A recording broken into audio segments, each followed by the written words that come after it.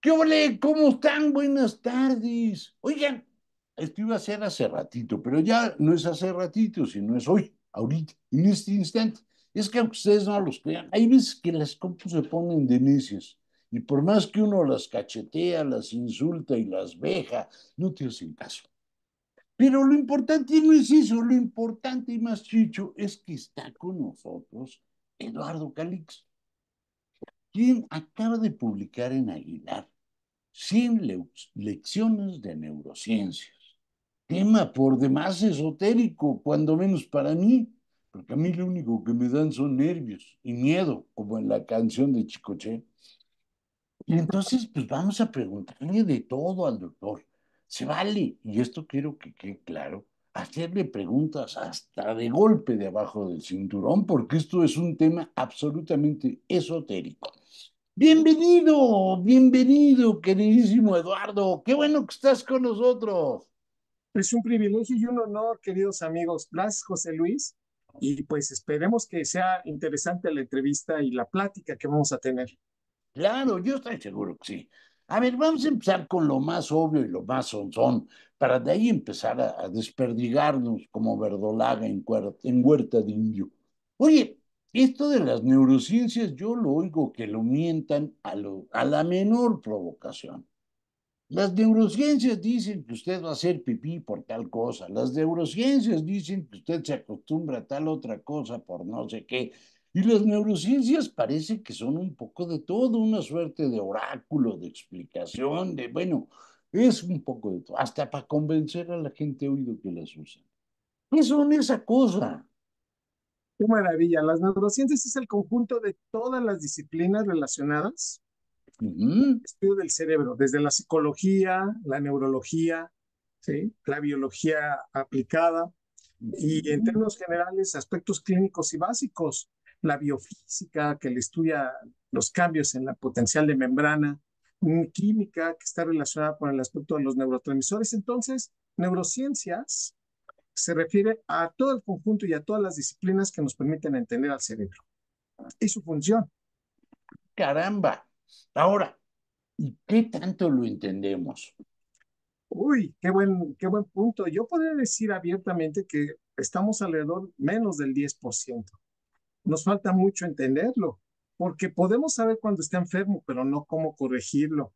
Podemos entender al cerebro en qué momento se adapta, pero no predecir muchas cosas. Entonces, conocemos al cerebro, pero creo que en términos generales podemos entender mejor y conocer a otros órganos, pero nuestro cerebro estamos en función de conocerlo. Y mira que del 2000 para el 2010, Barack Obama declaró que iban a ser los 10 años para la información del cerebro. Y es el tiempo que más ha avanzado las neurociencias en los últimos años. Ujú. Entonces, hoy tenemos toda esa tendencia de todos los estudios que se hicieron del 2000 al 2010 y obviamente todo lo que avanzó el campo neurocientífico, pues hoy lo tenemos también un poquito más, digamos, más desarrollado. Pero ahí andamos en el campo de las neurociencias estudiando nuestro cerebro. Ah, caramba, yo pensé que íbamos mejor, pero bueno, lo importante es avanzar, en Y, esto es no, brutal. y nos cayó la pandemia, que nos desvió en algún momento de que lo que llevábamos para llevarlo a otro esquema, pero en lo general, eh, hoy entendemos un poquito más el cerebro. Fíjate que antes estaba muy centrado en el estudio de sus patologías, por ejemplo, el Ujú, Alzheimer, el Parkinson, ujú. de las más fuertes. Pero hoy estamos viendo también el campo de las neurociencias positivas, que es el agradecimiento, el perdón y la importancia de otras cosas que nadie le había hecho caso y que hoy, pues, hoy estudiamos con mejor detalle y saber lo importante y la importancia del perdonar o el entendernos mejor para el entendimiento también de la salud mental y la psiquiatría. Oye, eso está sensacional, eso quiere decir que si la suerte no sonríe y el presupuesto a los científicos no flaquea, perdón que diga esto último, pero es un hecho, en unos años, tal vez, podríamos llegar a entender cosas que nos hacen humanos. Me refiero a las emociones, me Sí, refiero a los sentimientos. Me refiero quizá hasta la capacidad de comprender que es tan rara que tenemos. ¿Esto que estoy Sí, pensando es cierto o es una es cierto, chorrada? fíjate, hace 10 años yo no te hubiera podido decir, o hace 15 años no te hubiera podido decir, que somos una especie que come sin hambre, que tenemos que sentarnos para que nos apetezca más el alimento y lo disfrutemos más. Te puedo decir que somos la única especie que sabemos que un día nos vamos a morir. Pone la Ujú. certidumbre y el entendimiento de que esto cambia la manera como nos comportamos con otras personas. Entonces, de manera muy interesante, yo diría abiertamente, sí es hermoso este conocimiento, pero también nos hace entender cómo cuando perdemos digamos, esta manera de interactuar o de llevarnos en la vida, por un momento nos puede hacer que pues no entendamos qué está pasando. Fíjate, hace 10 años me hubiera costado mucho tiempo decirte, o no hubiera tenido los elementos para decir que tenemos una etapa crítica que nos hace humanos, como lo dijiste muy bien, para bien o para mal. Sí, La claro. violencia se aprende por ejemplo, entre los 7 y 14 años de edad, porque las estructuras que tiene el cerebro para interpretar, para aprender, para generar violencia, se conectan entre los 7 y 14 años. Entonces, la importancia de la vida de todos los seres humanos entre los 7 y 14 años, así hayamos nacido en Asia, en África o en América, es fundamental. Somos una especie maravillosa que podemos saber un electrocardiograma, saber en qué momento va a llover, predecir algunas cosas, pero al mismo tiempo seguir haciendo guerras y no aprender de los mismos errores y, por supuesto, cometer algunas tonterías. En ese entendido, somos perfectamente perfectibles y no perfectos porque tenemos una estructura que sigue aprendiendo. Fíjate, esto que me acabas de decir me ha dejado patidifuso, apantallado y sorprendido, por decirlo a la leve. Veamos, te cuento algo que yo he Sí, observado y a lo sí, mejor pues tiene una explicación mucho más profunda, seguramente que la que yo puedo dar. sí, José Yo Luis. veo, tú me dices, de los 7 a los 14 años vamos a moldearles a los chamacos lo que traen en la cabeza para meter en orden la violencia y todas estas cosas. Bien, lo acepto sin chistar, por lo menos en principio. Lo único que me sorprende es entonces por qué los niños se dan de carambazos, los de menos de 7, con singular alegría se trenzan a trompadas, se muerden, se pellizcan, se arañan. Y cuando digo se muerden, se pellizcan y arañan, estoy hablando en serio, ¿eh? No, no, no, no. Sí, yo. No sueltan un kinder, date una vuelta en un kinder y les ponen bozal para que no hagan esto. Sí, no, estoy totalmente de acuerdo. Aquí el punto es que es ahí donde se aprende con tantas cosas y desafortunadamente con desafortunados elementos de si hay violencia en casa, ahí es en donde se aprende. Si hay mentiras en casa, es el proceso. Le llamamos periodo crítico. Déjame, José Luis y queridos amigos de Lemas, hacer una analogía con esto. El, Bien. ce- el cerebro de los gatitos, cuando nace, Ujú. es uno de los mamíferos que más rápido hacen plasticidad neuronal, se conecta de todos los mamíferos. Y aquí hay un punto esencial. El gato aprende, o sea, ve por los estímulos que está recibiendo al día 5 o 6 de vida, fuera del útero de la gatita. Claro, claro. El experimento es horrendo y es espantoso, pero si a un gato recién nacido le suturamos los párpados y al día 7 le quitamos las suturas, el gato es ciego para toda su vida. Aunque le pongamos un foco o un faro, el gatito ya no ve. Es un periodo crítico. Los seres humanos tenemos periodos críticos de aprendizajes de cómo soy hoy, si yo me considero eh, platicado, tranquilo, aguerrido. Claro. Sí, 7, 14 años es la etapa en donde las áreas cerebrales están conectando. Entonces ahí la importancia de que la violencia en casa se aprende, la mentira en casa se aprende y por supuesto el abandono y las sensaciones de no estar bien es un proceso que se da entre los 7 y 14 años.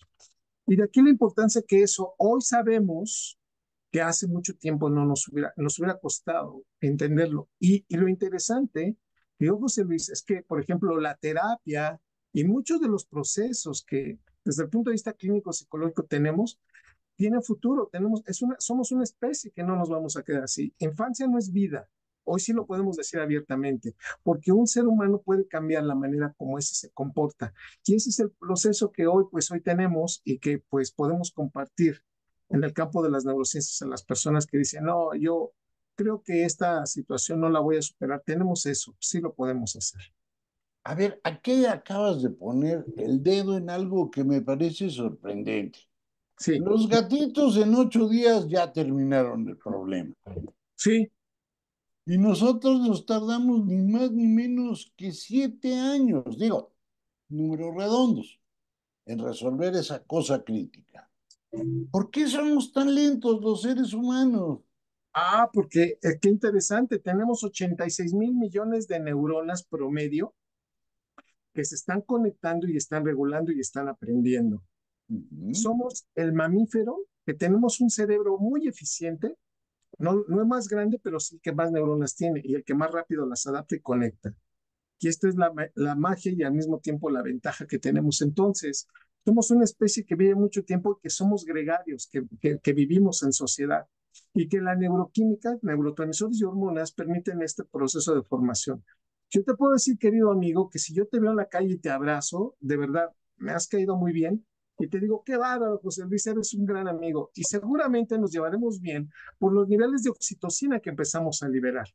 Ah, Pero ese es un punto en donde, pues, si tú y yo nos llevamos bien, liberamos más oxitocina, al grado de que hay personas que nunca o difícilmente han liberado esta hormona y son difíciles de trato y son violentos y agresivos. Pero en la medida que al ser humano se le ayude y se le abrace y se le vaya enseñando poco a poco, independientemente de la edad, puede empezar a liberar oxitocina.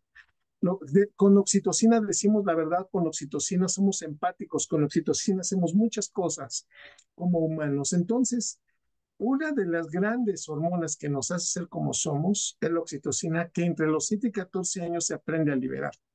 Por esta razón y muchos eventos podemos decir claramente que tenemos un cerebro maravilloso que tarda, que aprende y que puede reaprender muchas cosas. Por eso, una especie que tiene esperanza y al mismo tiempo podemos hacer que pueda funcionar en virtud de que podemos ser mejor socialmente. mm. Ahora, fíjate que yo no estoy, por supuesto que no soy un experto en estos menesteres. Digo, me han querido proponer que haga trasplantes de cabeza con todo mi cerebro y toda la cosa, pero pues yo me he negado para que no apantallara a los científicos, porque si no, pues, Sí, ¿cómo le vamos a hacer? sí. De lo que sí te puedo hablar es por razones de formación. El otro día me preguntaba yo con un amigo, ¿cuál es el límite de lo que podemos aprender? Qué hermosa pregunta. Tenemos cálculos, hipotéticamente hablando, la memoria del cerebro y la velocidad con la que puede estar, digamos, generando la velocidad de comunicación, si fuera nuestro cerebro un programador de programas de televisión Ujú. prácticamente ininterrumpidos de un programa cada media hora, podríamos estar ininterrumpidamente repitiendo 30 años promedio de programación de cosas nuevas. O sea, ininterrumpidamente generando esto. Obviamente es la capacidad que tiene nuestro cerebro teóricamente, pero Ajá, aquí, pero aquí tenemos que entender que, bueno, podríamos reorganizar y generar que este proceso se haga más eficiente. Pero aquí hay una trampa, querido José Luis, queridos amigos de más. Te voy a decir que a ver, la memoria que tú y yo tenemos no es perfecta.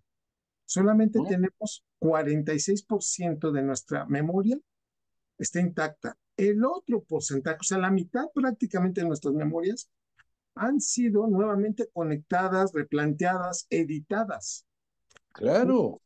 Por eso, aunque viviéramos, o sea, tuviéramos esta capacidad interrumpida de estar haciendo 30 programas ininterrumpidos durante 30 años, ahora, ¿cuáles serían los repetidos y los editados? Y esto podría ser mucho más. Entonces, nuestra capacidad depende mucho de lo que aprendemos, de lo que conectamos y en dónde nos desarrollamos. Caramba, fíjate que esto que me acabas de decir me aclara una cosa que a mí me había llamado la atención desde hace muchos años, que en realidad nuestra memoria no es real. Es decir, no me acuerdo de la verdad en la mayor parte de los casos. No me acuerdo de lo que pasó, sino de aquello que yo fui construyendo con lo que pasó. Es Exacto. decir, eh, yo andaba quemando la casa y mi mamá me dio una nalgada. Yo de ahí deduzco que mi memoria, gracias a mi memoria, deduzco que mi mamá me pone unas de perro bailarín, cuando en realidad andaba quemando la casa, cosa que pues no es recomendable, por decirlo suavecito. Sí, nuestros recuerdos los vamos editando y nadie es malo en su propia película. Y aunque tú y yo recordemos cómo nos enojamos y tú me dijiste, yo te dije, y aún reconociendo que yo haya tenido la culpa, José Luis, mi proceso de edición cerebral de mis memorias va a decir, pero sabes qué, y al final de cuentas tú me hiciste enojar, o sea que tú tienes la Claro, y me echó enojar y tú dices, no, bueno, Eduardo, tú nunca vas a perder. Bueno, ese es nuestro cerebro que siempre busca tener la razón. Por eso nos enojamos, por eso discutimos y por eso generamos por momentos una condición que dices, pero ¿qué necesidad tienes de querer siempre tener la razón? Es una necesidad en nuestro cerebro, por supuesto. claro. Al cerebro no le importa la verdad, le importa sentirse bien. Por supuesto, máxima eficiencia con el mínimo gasto de energía, como lo hace todas nuestras células. Nada más que Claro. lo va aprendiendo, lo va diseñando, lo va formando y a lo largo de la vida, lo interesante es que, fíjate, muy interesante es que entre los 17 y 25 años, que José Luis, es cuando más liberamos un neurotransmisor que está desarrollado para o está generando mucha felicidad. Ujú. A los 17, 25 años somos realmente tan felices, tan contentos porque liberamos tanta dopamina. Nos reímos en promedio cuando tenemos entre 17 y 18 años 300 veces al día. Hoy que ya tenemos 45, 50, 55 años y nos creemos maduros y, uy, todos Gracias por la organizados, edad, no sabes cómo ¿verdad? te lo agradezco. ¿Verdad? Ya, ahora ya tenemos una risa cada de, o sea, por ejemplo, 80 sonrisas al día, 80 risas, que uno dice, ¿qué pasó? Y el mensaje es, vea cómo el cerebro sí cambia su manera de ser, de organizar y de proyectar, porque aunque tengamos el mismo cerebro, eventualmente somos más maduros, más lógicos y congruentes, hacemos las cosas mejor pensadas, pero a la larga eso nos cobra también la vida una factura. ¿Y cuál es esa? Es que somos más congruentes, pero el cerebro exige más para divertirse. Y entonces dice, con esto a lo mejor antes me hubiera estado feliz, pero hoy mi cerebro quiere más. Y es algo interesante que sucede pues prácticamente todos los seres humanos. Oye, ¿cómo le hago para tener mi edad? No lo voy a decir porque me fue mejor con la que tú tenías. Me diste un bajón de casi 15 años que estuvo buenísimo. ¿Cómo le hago para lograr una suerte de equilibrio entre la razón, Pues entre este de ser, pues como mira, soy, serio y todo, sí, y eh, echarme mis carcajadas? en 100 lecciones de neurociencias hay una parte que dice, pues hay que dormir más de 6 horas, porque el tiempo reparador para que nuestro cerebro conecte es entre la 1 y 3 de la mañana. Entonces, la pregunta es, ¿cómo duermes? ¿Cuánto duermes? Dos, comer adecuadamente. O sea, yo no vengo a decirte, come bien. No, a ver, yo ahora te digo, come proteínas y come adecuadamente. Tres, hacer ejercicio. Es fundamental. Entre más el cuerpo se mueva y tenga esa capacidad de movimiento, al cerebro le va mejor porque perfunde y llega más sangre. Ujú. Aprender algo nuevo al mes. ¿Esto qué significa? Que al año por lo menos ya llevamos 12 cosas. Entre un libro, entre un viaje, entre personas, ¿sí? Yo agradezco hoy a la vida, a la editorial, a Lemas, que te estoy conociendo y estoy platicando contigo y es sensacional la charla. Eso beneficia a mi cerebro.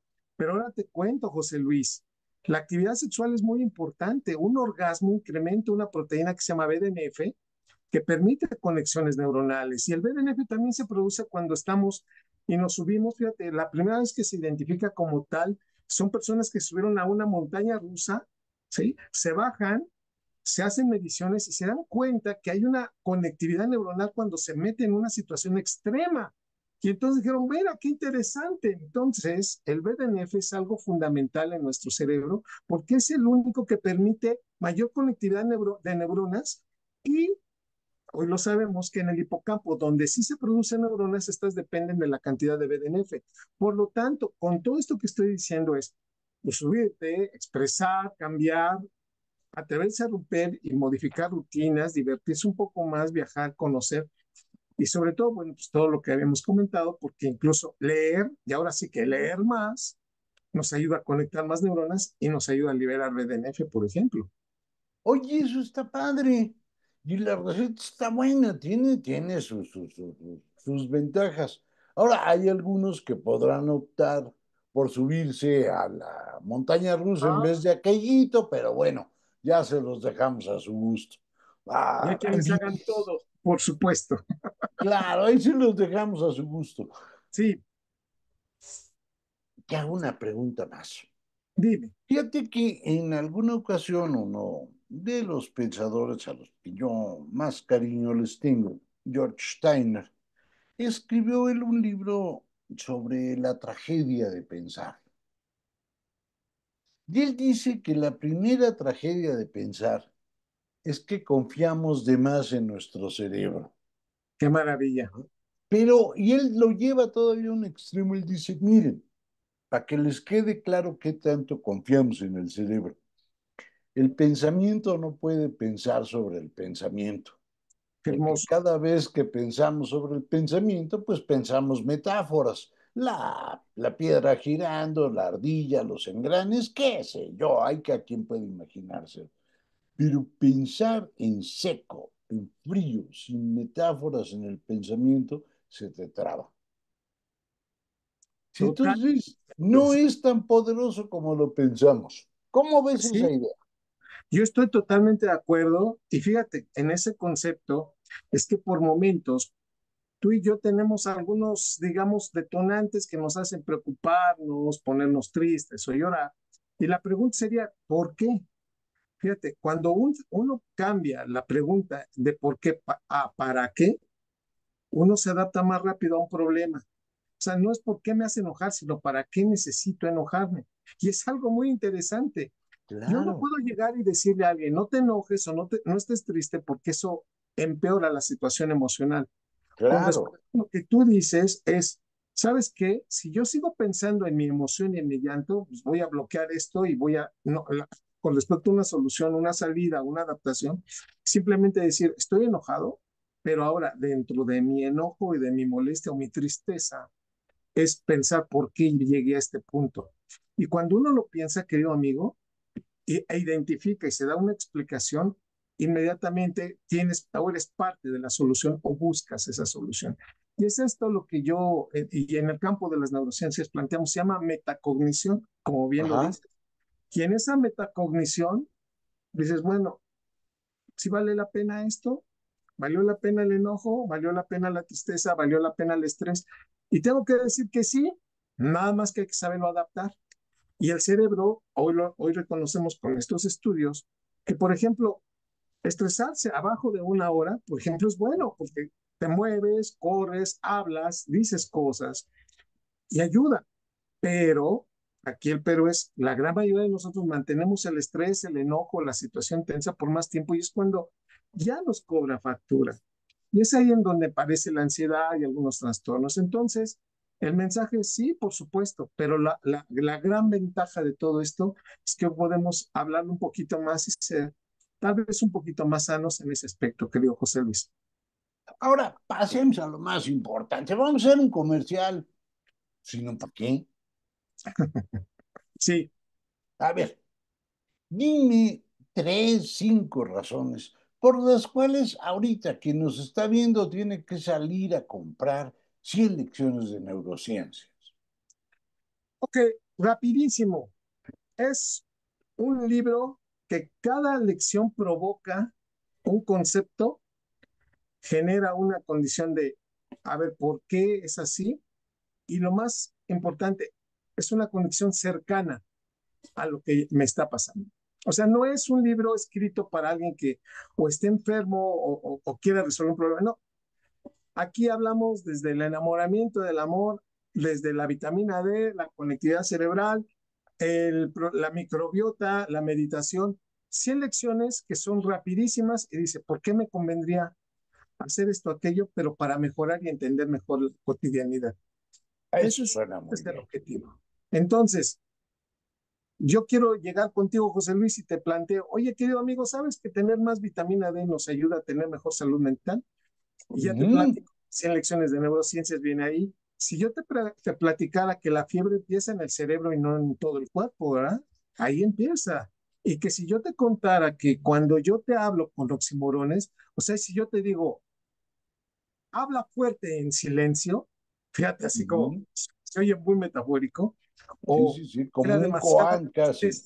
en mi alegría, esos elementos hacen que el cerebro ponga más atención y que además se quede con más énfasis la información que uno va diciendo. Entonces, esta sería, yo pienso, una manera como autor para provocar en alguien un concepto nuevo que seguramente va a servir para aquellos que están en su cotidianidad dando una experiencia de vida. Así que es para todos, escrito en un lenguaje que se puede entender sin ser científico. Y lo interesante es que tiene nuevos conceptos de un año y medio a la fecha que se pueden consultar aquí. Me parece buenísimo. Ahora, para despedirnos, vamos a hacer una cosa. Levante el libro. Como yo lo tengo en digital, levanto la pantalla y nos... Miren, ese es para que les quede claro. Y quien está atrás es un el autor. A quien le damos hartísimas gracias. Hartísimas gracias por haber estado con nosotros, por haber pasado un buen rato, por haber chismeado y sobre todo por haber hecho tan buen comercial. Salgan ustedes a comprarlos, peor para ustedes si no los leen. Abrazo, Abrazo grande, muchas gracias. Nos vemos cuídate pronto. mucho. Un honor. No, al revés. Bye bye, pórtense bien.